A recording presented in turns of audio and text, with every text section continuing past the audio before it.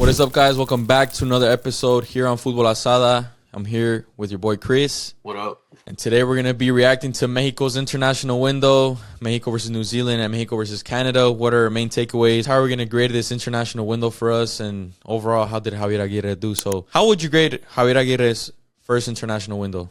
A, B, C? I'll break it down to you like this. In terms of the results, like the actual scores of the games, I'll give it a B+. I mean, you have a dominant 3-0 win against New Zealand, and then you draw Canada. Drawing Canada is not like an amazing achievement, but they did just beat the U.S., and getting a draw against them is not the worst thing in the world. And then in terms of how we played, I like the formation, the 4-2-3-1, and we played pretty good in the New Zealand game. Defensively, we played really good against Canada. Offensively, it was non-existent.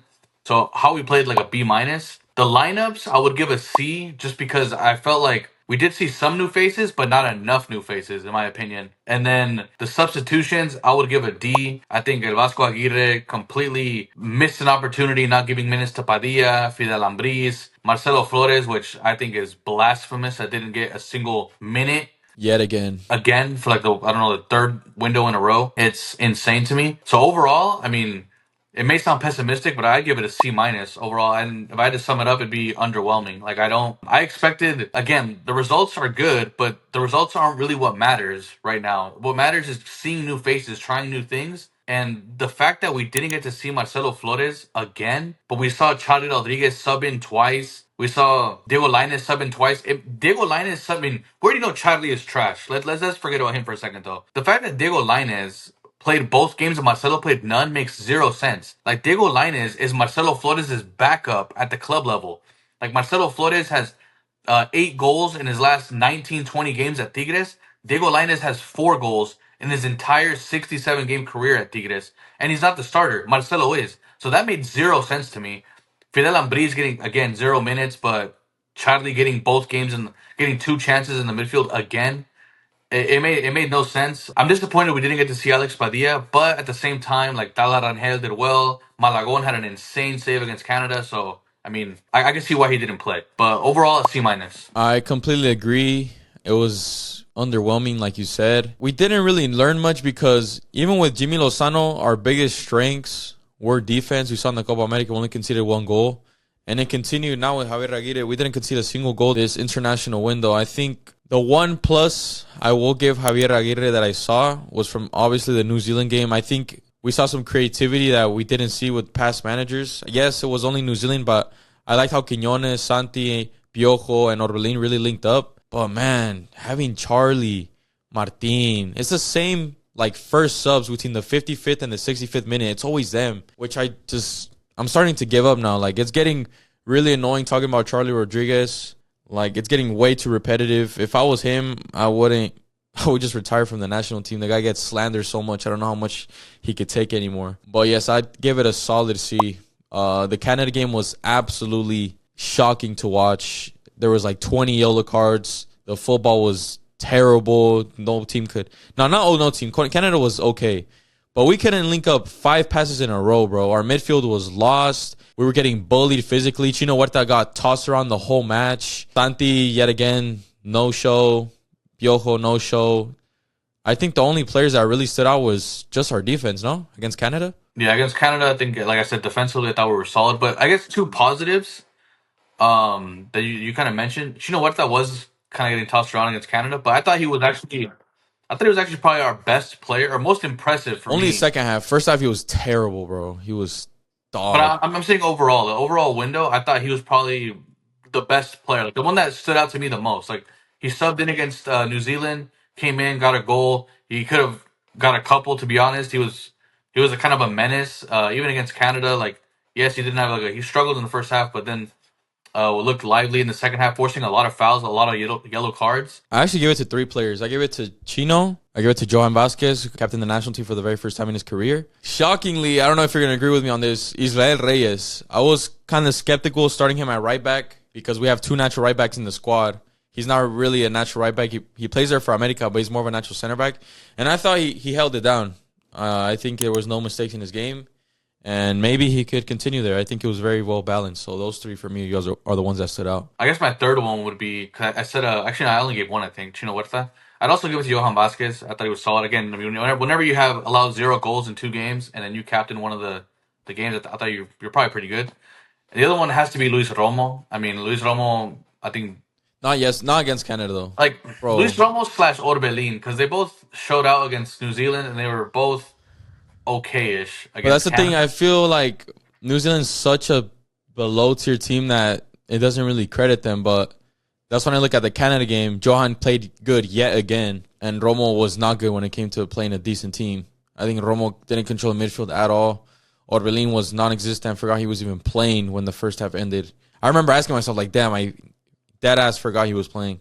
I mean, I agree. I mean, like, I kind of said this, like, already. Like, this is why I'm so frustrated with, like, even though I thought Orbelin and Romo were probably the MVPs of the New Zealand game, it still kind of annoyed me that they both started against Canada. Like, started both games because, like, bro, we already know. But they weren't the only two that also started both games. I think Gallardo started both games as well. No, actually, it was Angulo.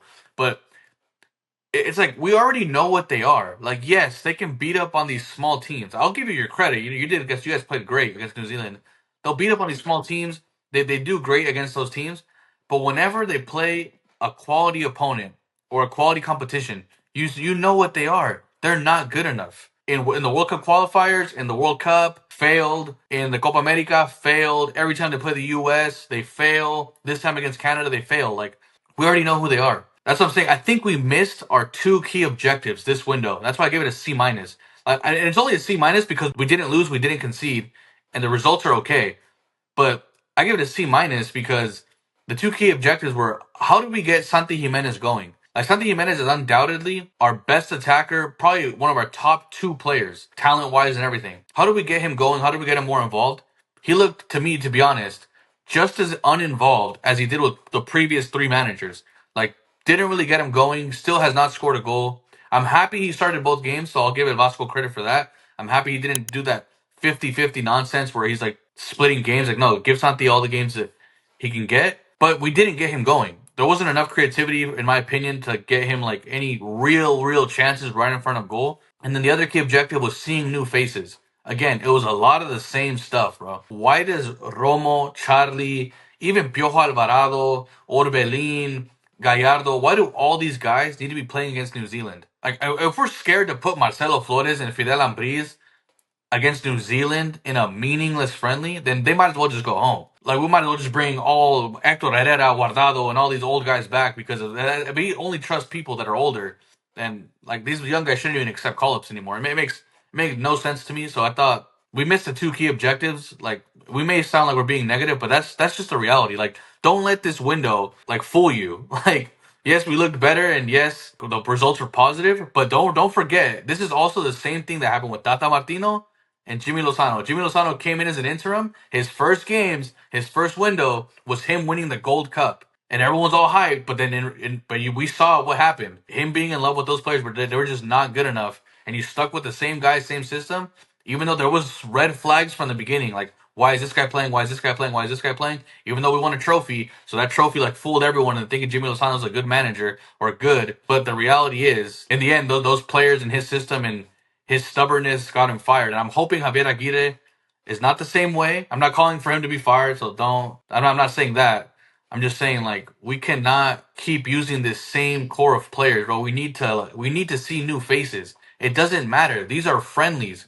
Who cares? Like, it doesn't matter if we lose. Just see new stuff. I think though another positive, and it's not even from Javier Aguirre, it's from the fans. I like how, bro, nobody showed up to both of these games. We got to continue doing that if we want change, because that's what the board, the FMF, those ladrones, can't even say it. That's where they actually pay attention. So if we continue doing that and not going to these games, that could really make a change. But I doubt that for the Mexico games because it's gonna be at the Akron, first game against US there. I think I heard the game against the U.S. at the Akron is already sold out. That's probably a way for them to trap people into getting their tickets last minute, not gonna lie. But to end the episode, we're gonna speed run through the entire roster and basically say yes or no if they should be in the future international call-ups. Well, I'm already accepting defeat, by the way, for like the ones I believe that shouldn't be here. I know they're gonna be there because that's just how these stubborn managers work. So starting off in net, Malagón, Yes. Rangel, Yes. Padilla. If we're taking 4, yes. If we're taking 3, I would like to see Tapia. So I'm kind of like 50-50 on him. Cesar Montes, Yes, obviously. Johan Vázquez, Yes. Angulo, No. Alan Mozo, No. Israel Reyes, Yes. Julian Araujo, Yes. Víctor Guzmán, Toro, Yes. Gallardo, No. Eric Lira, No. Luis Romo, I mean, I want to say no, but he's gonna be there. So yes, I guess. Luis Chavez. I'm gonna say yes, but Luis Chavez, you're on fraud watch. You've done nothing for quite a while now. So He lives off that freak against Saudi Arabia a little bit, and the one against Honduras. Orbelín Pineda, yes, just because we have nothing else by default. Piojo. Hell no. He's gonna be there though. Piojo Alvarado, that's another. Let me just tell you something real quick. He did absolutely nothing in both games, by the way. No. And I believe Against he started, Canada only. No. New Both Zealand, games he was. started. He did nothing. He was Like, decent you against cannot New Zealand. justify him starting both games. Like, he's not better than Marcelo Flores, and started both games. Did nothing for me, to be honest. The fact that he started both and Chino only started 1, Marcelo started 0, kind of crazy to me. Charlie. Charlie Rodriguez is not only a no. He needs to not just retire from the national team. You need to retire from the sport. Like, you're terrible. Like, genuinely, you're awful. Like, I think any of our subscribers, I would pick any of our subscribers over Charlie Rodriguez and La Selección. I'm not even joking. He is terrible. Córdoba. Yes. Marcelo. Yes. Fidel Ambriz. Yes. Diego Lainez. No. And I'm a big Diego Lainez fan, but no. Quiñones. Yes. Chino Huerta. Yes. Memo Martinez. No. And I'm actually surprised they didn't play, to be honest. Good. That's another positive. Henry Martin. Yes. And Santi. Yes. That was it. That was about, what, 10 players that I said no to? Those 10, like, honestly, bro. At like, least 6 of those are gonna be in the next one for sure. Like I'm already accepting defeat. Probably, but I'm saying, like, those 10 could not get called up. The world is not going to change. Like, nobody's going to be like, oh my God, Charlie's on in the team. What? Like, I don't think these managers realize that, bro. Like, you guys can get rid of all those scraps and we'll be fine. Yep. One player that didn't get called up that you want to see in the next call up. I have mine.